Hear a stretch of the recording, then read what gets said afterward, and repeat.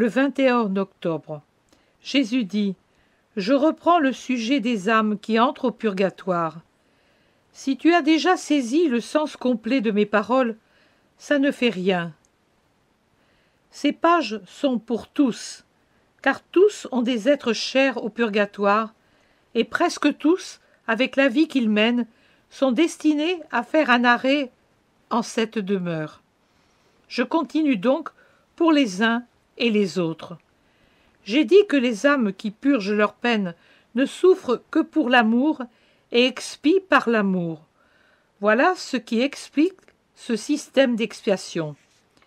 Si vous, humains, y réfléchissez attentivement à ma loi, dans ses conseils et ses commandements, vous verrez qu'elle est entièrement axée sur l'amour. Amour envers Dieu, amour envers son prochain. Dans le premier commandement, moi, Dieu, je m'impose à votre amour révérentiel avec toute la solennité qui est digne de ma nature, au regard de votre nullité. Je suis le Seigneur, ton Dieu. Trop de fois vous l'oubliez, ô humains, qui vous croyez des dieux. Si votre esprit n'est pas vivifié par la grâce, vous n'êtes rien d'autre que poussière et pourriture. Des animaux qui joignaient à l'animalité la ruse de l'intelligence que possède la bête, laquelle vous fait faire des œuvres de bêtes, pire que des œuvres de bêtes, de démons.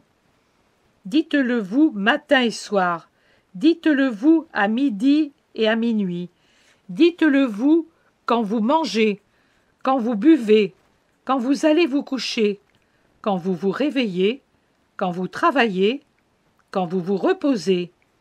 Dites-le vous quand vous aimez, dites-le vous quand vous contractez des amitiés, dites-le vous quand vous donnez des ordres et quand vous obéissez. Dites-le vous toujours. Je ne suis pas Dieu. La nourriture, la boisson, le sommeil ne sont pas Dieu. Le travail, le repos, les occupations, les œuvres du génie ne sont pas Dieu. La femme, ou pis, les femmes ne sont pas Dieu. Les amitiés ne sont pas Dieu. Les supérieurs ne sont pas Dieu.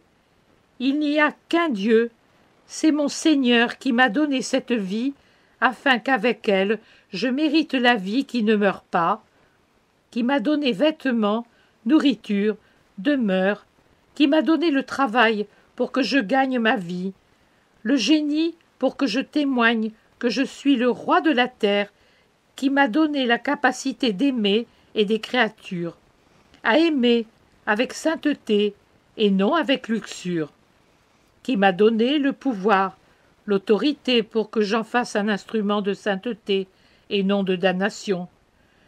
Je peux devenir semblable à lui, puisqu'il l'a dit, vous êtes des dieux, mais seulement si je vis sa vie, c'est-à-dire sa loi, mais seulement si je vis sa vie, c'est-à-dire son amour. Il n'y a qu'un Dieu, lui. Je suis son enfant et sujet, l'héritier de son royaume. Mais si je déserte et trahis, si je me crée un royaume à moi, où je veux être roi, et Dieu humainement, alors je perds le vrai royaume, et mon sort d'enfant de Dieu se dégrade et déchoit à celui d'enfant de Satan, puisqu'on ne peut simultanément servir l'égoïsme et l'amour, et celui qui sert le premier sert l'ennemi de Dieu et perd l'amour, c'est-à-dire qu'il perd Dieu. Enlevez de votre esprit et de votre cœur tous les dieux mensongers que vous y avez placés, en commençant par le Dieu de fange que vous êtes quand vous ne vivez pas en moi. Souvenez-vous de ce que vous me devez pour tout ce que je vous ai donné. Et je vous aurais donné encore plus, si vous n'aviez pas lié les mains de votre Dieu par votre mode de vie. Pour ce que je vous ai donné, pour la vie de tous les jours, et pour la vie éternelle. Pour celle-ci, Dieu vous a donné son Fils, afin qu'il fût immolé comme agneau sans tache, et qu'il lavât vos dettes de son sang, et qu'ainsi il ne fit point retomber, comme au temps mosaïque, les iniquités des pères sur les enfants, jusqu'à la 4e génération de pécheurs. Ce sont ceux qui me haïssent, puisque le péché est une offense faite à Dieu, et celui qui offense haït. N'érigez pas d'autres autels à de faux dieux. Ayez seulement, non tant sur les autels de pierre, mais sur l'autel vivant de votre cœur, votre unique Seigneur Dieu. Servez-le et offrez-lui un vrai culte d'amour, d'amour, d'amour, ô enfants qui ne savez point aimer, qui dites et dites des mots de prière, des mots seulement, mais qui ne faites pas de l'amour votre prière, la seule que Dieu accepte avec plaisir. Souvenez-vous qu'une vraie palpitation d'amour qui monte comme un nuage d'encens, des flammes de votre cœur amoureux de moi, a pour moi une valeur infiniment plus grande que 1000 et 1000 prières faites avec un cœur tiède ou froid. Attirez ma miséricorde par votre amour. Si vous saviez combien grande et active est ma miséricorde envers ceux qui m'aiment, c'est une vague qui passe et lave ce qui en vous constitue une tache. Elle vous donne une étole d'une blancheur éclatante pour entrer dans la cité sainte du ciel, où resplendit comme un soleil la charité de l'agneau qui s'est fait immoler pour vous. N'utilisez pas le saint nom par habitude ou pour donner force à votre colère, pour donner libre cours à votre impatience, pour corroborer vos malédictions. Et surtout, n'appliquez pas le terme « Dieu » à des créatures humaines que vous aimez avec la faim des sens ou le culte de l'intellect. Ce nom ne doit s'adresser qu'à un seul, à moi. Et à moi, il faut le dire avec amour, avec foi, avec espérance. Ce nom sera alors votre force et votre défense. Le culte de ce nom vous justifiera, car celui qui agit en apposant le sceau de mon nom à ses actions ne peut commettre de mauvaises actions. Je parle de celui qui agit sincèrement, et non des menteurs qui cherchent à se couvrir eux-mêmes et leurs œuvres de la splendeur de mon nom 3 fois saint. Mais qui te tente-t-il de tromper? Je ne suis pas sujet à la tromperie, et les humains eux-mêmes, à moins qu'ils ne soient des malades mentaux, comprennent en comparant les œuvres des menteurs à leur dire qu'ils sont faux et en éprouvent du mépris et du dégoût. Vous qui ne savez aimer que vous-même et votre argent, et à qui semble perdu chaque heure qui ne soit pas consacrée à satisfaire la chair ou à remplir la bourse, sachez, au milieu de vos jouissances ou de votre travail de brute et d'avide, faire une pause qui vous donne le moyen de penser à Dieu, à ses bontés, à sa patience, à son amour. Vous devriez, je le répète, m'avoir toujours présent à l'esprit, quoi que vous fassiez. Mais puisque vous êtes incapable d'agir en gardant toujours l'esprit fixé en Dieu, cessez vos opérations une fois par semaine pour penser uniquement à Dieu. Ceci, qui peut vous paraître une loi servile, est au contraire la preuve de combien Dieu vous aime. Votre bon Père le sait, que vous êtes des machines fragiles qui s'usent par l'usage continu, et il a pourvu aux besoins de votre chair, même à elle, puisque la chair est aussi son œuvre, en vous donnant le commandement de la faire reposer 1 jour sur 7, pour lui redonner des forces comme il se doit. Dieu ne veut pas que vous soyez malade. Si vous étiez restés ses enfants vraiment à lui, à partir d'Adam, vous n'auriez pas connu les maladies. Elles sont, avec la souffrance et la mort, le fruit de vos désobéissances à Dieu, et, telles des champignons, elles ont poussé et poussent sur les racines de la première désobéissance, celle d'Adam. Elles bourgeonnent les unes des autres. Chaîne tragique du germe qui est resté dans votre cœur, du poison du serpent maudit, lequel provoque en vous des fièvres de luxure, d'avarice, de gourmandise, de paresse, de coupables imprudences. Et c'est une coupable imprudence que de vouloir forcer votre être à travailler sans cesse pour le gain, tout comme de vouloir jouir à l'excès de l'appétit ou de la sensualité, de ne pas vous contenter de la nourriture nécessaire à la vie et de la compagnie nécessaire à la continuation de l'espèce, mais de vous rassasier outre mesure comme les animaux d'un bourbier, et de vous épuiser et de vous avilir comme des brutes, ou plutôt pire que des brutes, lesquelles ne sont pas semblables mais supérieures à vous dans leurs accouplements, auxquels elles se soumettent par obéissance aux lois ordonnées, de vous avilir pire que des brutes, comme des démons qui désobéissent aux lois saintes du droit instinct de la raison et de Dieu. Vous avez corrompu votre instinct, et celui-ci vous amène désormais à préférer des repas corrompus, faits de luxure, dans lesquels vous profanez votre corps, mon œuvre, et votre âme, mon chef-d'œuvre. Et vous tuez des embryons de vie, leur niant la vie, vous les supprimez avant leur terme, volontairement ou par vos lèpres qui sont un poison mortel aux vies naissantes. Combien d'âmes votre appétit sensuel appelle-t-il du ciel, âmes auxquelles vous fermez ensuite les portes de la vie? Combien arrivent à peine à terme et viennent au monde mourantes ou déjà mortes, âmes à qui vous interdisez le ciel?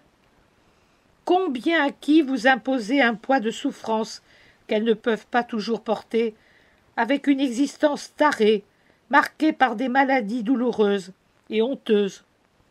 Combien parmi elles ne peuvent résister à cette sorte de martyre non voulu, mais que vous leur avez apposé comme une marque au feu dans la chair, être que vous avez engendré sans réfléchir que lorsqu'on est corrompu comme un sépulcre plein de pourriture, on n'a plus le droit d'engendrer des enfants pour les condamner à la souffrance et au mépris de la société?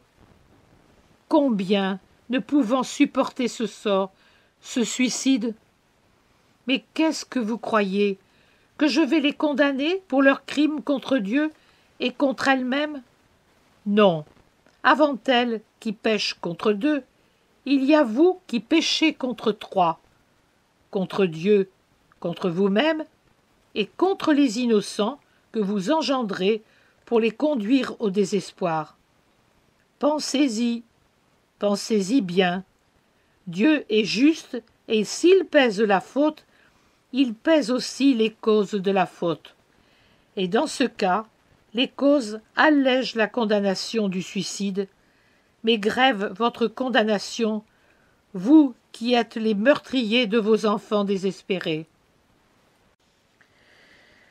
Dieu a mis dans la semaine ce jour de repos, et il vous a donné lui-même l'exemple du repos. Pensez, lui, l'agent infini, celui qui engendre et qui s'engendre continuellement de lui-même, vous a montré le besoin de repos. Il l'a fait pour vous, pour être votre maître dans la vie. Et vous, négligeable puissance, vous voulez ne pas en tenir compte, comme si vous étiez plus puissant que Dieu? En ce jour de repos pour votre chair qui se brise sous la fatigue excessive, sachez vous occuper des droits et des devoirs de l'âme. Ces droits à la vraie vie. L'âme meurt si elle est tenue à l'écart de Dieu. Donnez le dimanche à votre âme, puisque vous êtes incapable de le faire tous les jours et à toutes les heures, pour que le dimanche, elle se nourrisse de la parole de Dieu, elle se sature de Dieu, pour avoir de la vitalité durant les autres jours de travail. Le repos dans la maison du Père est si doux à l'enfant que le travail a tenu éloigné toute la semaine. Pourquoi ne pas faire cette douceur à votre âme? Pourquoi salissez-vous ce jour en faisant la noce et en vous adonnant à la luxure, au lieu d'en faire une lumière pure pour votre béatitude maintenant et plus tard? Et après l'amour à celui qui vous a créé, donnez votre amour à ceux qui vous ont engendrés et à ceux qui sont vos frères et sœurs. Si Dieu est charité, comment pouvez-vous dire que vous êtes en Dieu si vous n'essayez pas de lui ressembler dans la charité? Et pouvez-vous dire que vous lui ressemblez si vous n'aimez que lui et non les autres qu'il a créés? Oui, Dieu doit être aimé plus que tous. Mais celui qui néglige d'aimer ce que Dieu aime ne peut dire qu'il aime Dieu. Aimez donc en premier ceux qui, pour vous avoir engendrés, sont les deuxièmes créateurs de votre être sur terre.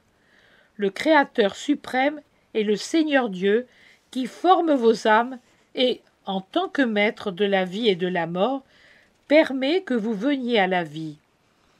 Mais les deuxièmes créateurs sont ceux qui, de deux chairs et de sang, font une chair nouvelle, un nouvel enfant de Dieu, un nouvel habitant futur des cieux.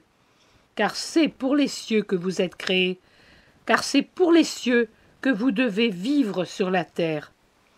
Ô sublime dignité du Père et de la Mère, saint épiscopat, je dis là un mot hardi mais vrai, qui consacre un nouveau serviteur à Dieu avec le crème d'un amour conjugal, le lave avec les pleurs de la mère, l'habille avec le travail du Père, fait de lui le porteur de la lumière en inspirant la connaissance de Dieu aux esprits des petits et l'amour de Dieu aux cœurs innocents. En vérité, je vous dis que les parents sont inférieurs à Dieu de bien peu, uniquement par le fait de créer un nouvel Adam. Mais si, de plus, les parents savent faire du nouvel Adam un nouveau petit Christ, alors leur dignité est inférieure à celle de l'Éternel d'à peine 1 degré. Aimez donc votre père et votre mère d'un amour qui ne sera surpassé que par celui que vous devez avoir pour votre Seigneur Dieu. Ils sont la double manifestation de Dieu que l'amour conjugal transforme en une unité. Aimez-la, car sa dignité et ses œuvres sont celles qui ressemblent le plus à celles de Dieu. Vos parents sont vos créateurs terrestres, et tout en vous doit les vénérer comme tels. Et vous, ô parents, aimez vos enfants. Souvenez-vous qu'à chaque devoir correspond un droit, et que, si les enfants ont le devoir de voir en vous la plus grande dignité après Dieu, et de vous donner le plus grand amour après l'amour total qu'on doit à Dieu, vous avez le devoir d'être parfait pour ne pas diminuer l'opinion que vos enfants se font de vous et leur amour à votre égard. Souvenez-vous qu'engendrer la chair, c'est beaucoup, mais ce n'est rien en même temps. Les animaux aussi engendrent la chair, et bien des fois s'en occupent mieux que vous. Mais vous engendrez un citoyen des cieux. C'est de cela que vous devez vous préoccuper. N'éteignez pas la lumière dans l'âme de vos enfants. Ne permettez pas que la perle de l'âme de vos enfants s'habitue à la fange, pour que cette habitude ne la pousse pas à sombrer dans la fange. Donnez de l'amour sain à vos enfants, et non pas de stupides soins à leur beauté physique, à leur culture humaine. Non, vous devez soigner la beauté de leur âme et l'éducation de leur esprit. La vie des parents est sacrifice comme celle des prêtres et des maîtres convaincus de leur mission. Toutes trois sont des catégories de formateurs de ce qui ne meurt pas, l'esprit ou la psyché, si vous préférez. Étant donné que l'esprit se situe par rapport à la chair dans une proportion de 1000 contre 1, considérez à quelle perfection devraient parvenir les parents, les maîtres et les prêtres pour être vraiment tels qu'ils devraient. Je dis bien perfection. Formation ne suffit pas. Ils doivent former les autres, mais afin de ne pas les rendre difformes, ils doivent les modeler sur un modèle parfait. Et comment peuvent-ils y prétendre s'ils sont eux-mêmes imparfaits? Comment peuvent-ils devenir parfaits eux-mêmes s'ils ne se modèlent pas sur la perfection qu'est Dieu? Et qu'est-ce qui peut rendre l'être humain capable de se modeler sur Dieu? L'amour, toujours l'amour. Vous êtes du fer brut et informe. L'amour est la fournaise qui vous purifie et vous fait fondre et vous liquéfie pour que vous puissiez couler dans les veines surnaturelles de la forme de Dieu. Vous serez alors les formateurs d'autrui, quand vous serez vous-même modelés sur la perfection de Dieu. Souvent, les enfants représentent l'échec spirituel des parents. On voit à travers les enfants ce que valaient les parents. S'il est vrai que parfois des enfants dépravés naissent de parents saints, c'est l'exception.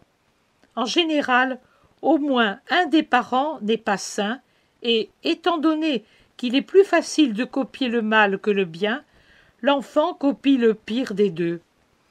Et il est aussi vrai qu'un enfant saint naît parfois de parents dépravés.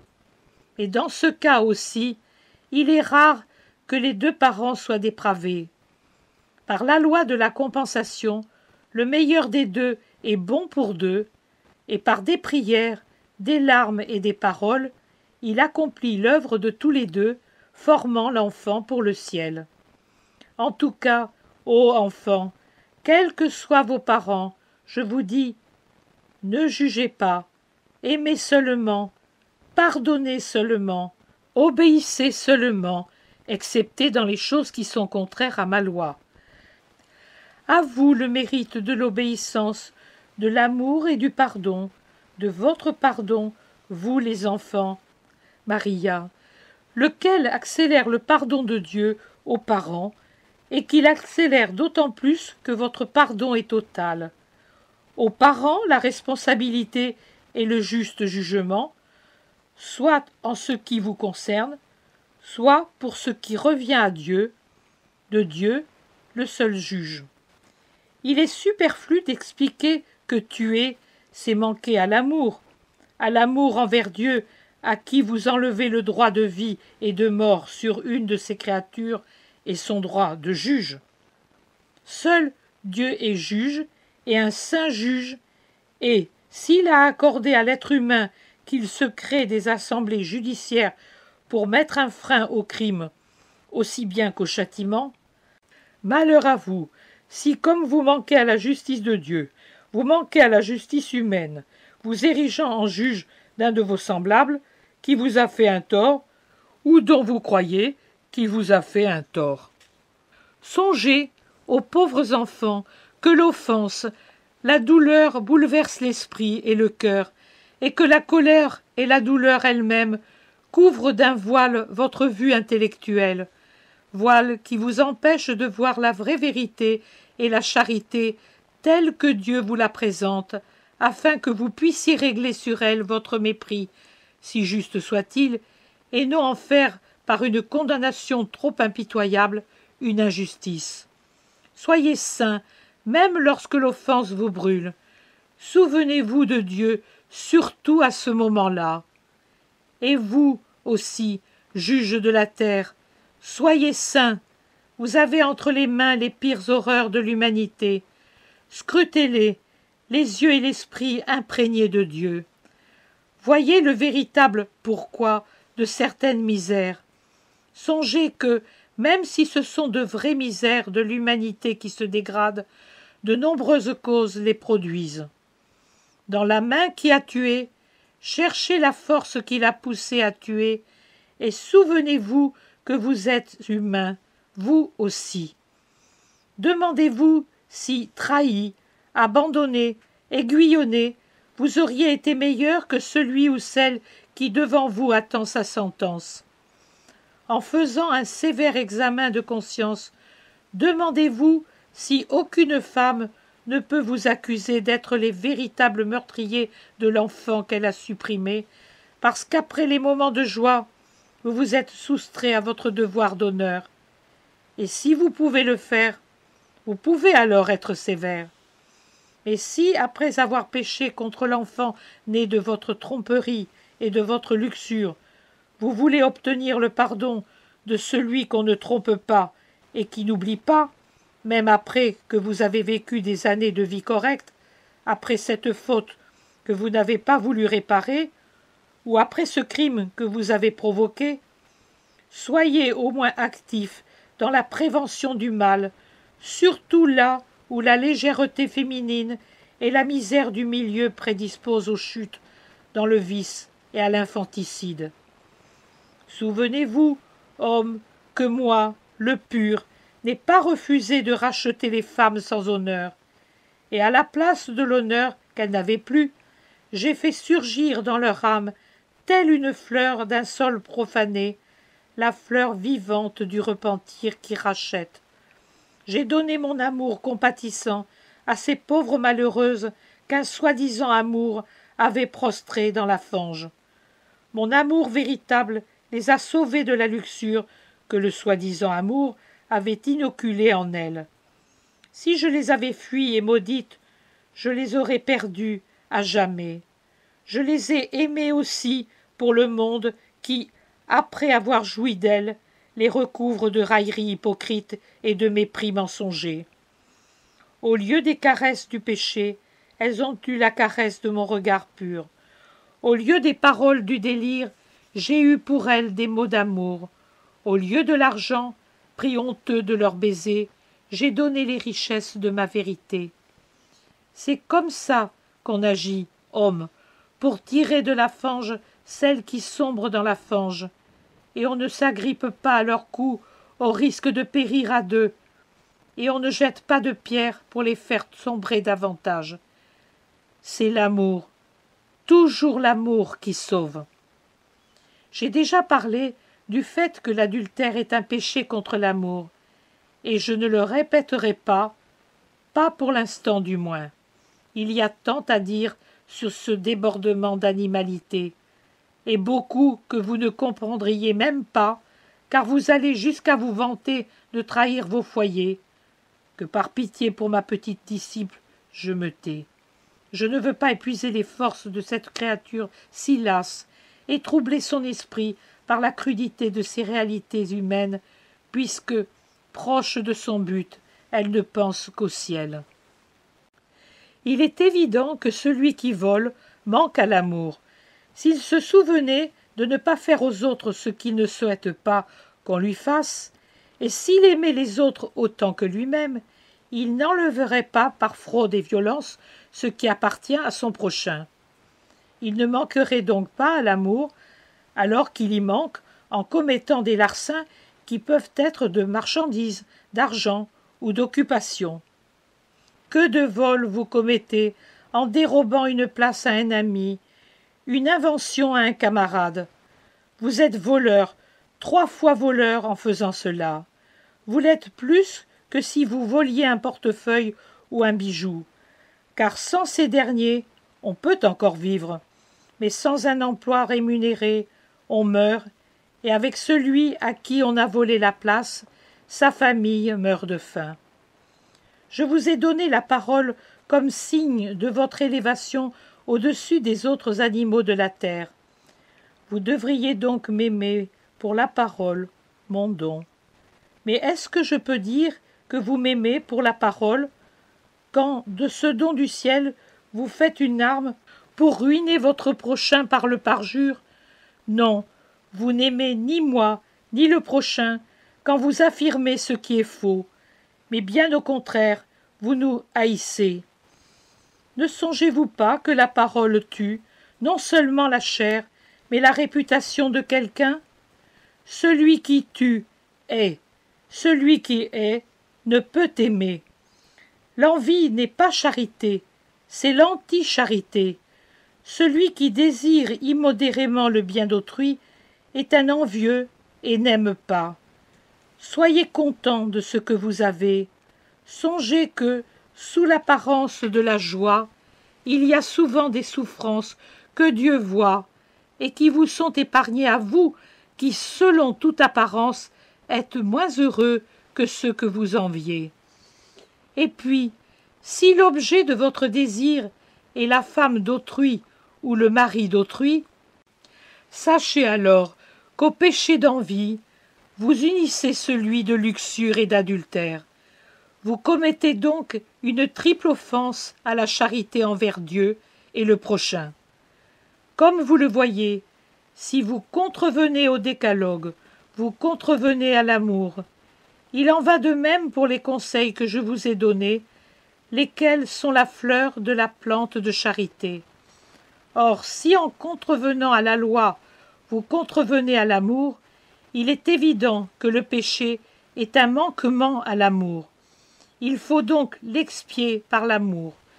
L'amour que vous n'avez pas su me donner sur terre, vous devrez me le donner au purgatoire. Voilà pourquoi je dis que le purgatoire n'est autre que souffrance d'amour. Durant toute votre vie, vous avez peu aimé Dieu dans sa loi. Vous avez jeté par-dessus vos épaules la pensée de Dieu. Vous avez vécu en aimant tous et en l'aimant peu.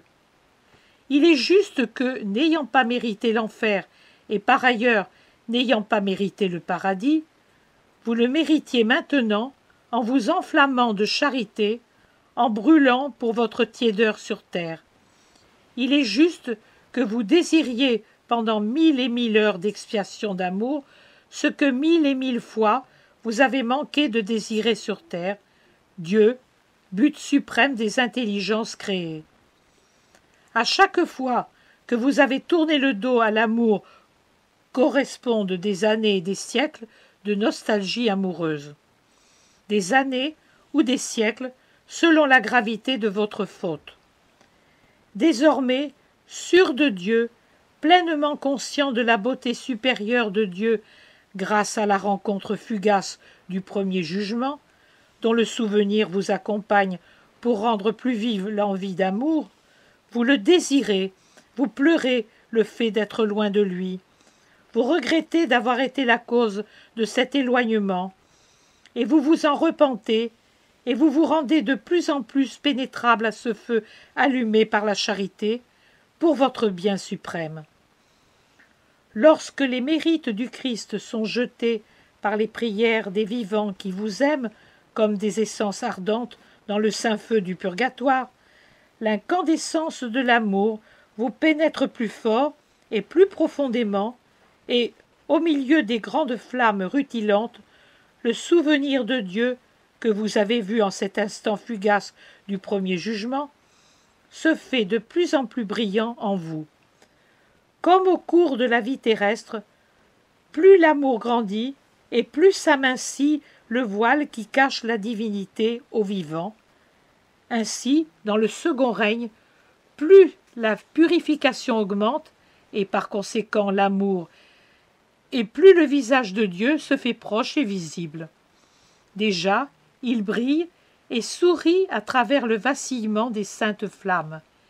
Il est tel un soleil qui s'approche de plus en plus, et sa lumière et sa chaleur annulent de plus en plus la lumière et la chaleur du feu purgatif, jusqu'au moment où, passant du tourment du feu mérité et béni au soulagement conquis et bienheureux de la possession, vous passez de la flamme à la flamme, de la lumière à la lumière, vous vous élevez à être lumière et flamme en lui, soleil éternel, comme des étincelles absorbées par un bûcher, et comme des lampes jetées dans un incendie.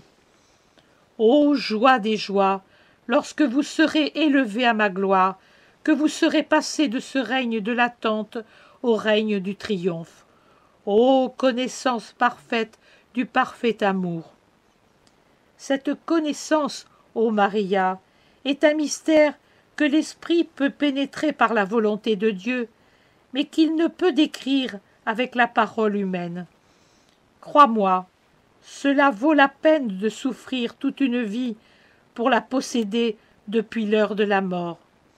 Crois-moi, il n'y a pas de plus grande charité que de la procurer par la prière à ceux que vous avez aimés sur terre et qui commencent maintenant leur purgation dans l'amour auquel tant et tant de fois, pendant leur vie, ils fermèrent les portes du cœur. Courage, enfant béni, à qui sont révélées les vérités cachées. Avance, agis et élève-toi, pour toi-même et pour ceux que tu aimes dans l'au-delà. Laisse l'amour consumer le fil de ta vie. Déverse ton amour sur le purgatoire, afin d'ouvrir les portes du ciel à ceux que tu aimes. Bienheureuse es-tu, si tu sais aimer jusqu'à l'incinération de ce qui est faible et qui pécha. Les séraphins viennent à la rencontre de l'esprit purifié par l'immolation d'amour, et ils lui enseignent le Sanctus éternel que l'on chante au pied de mon trône.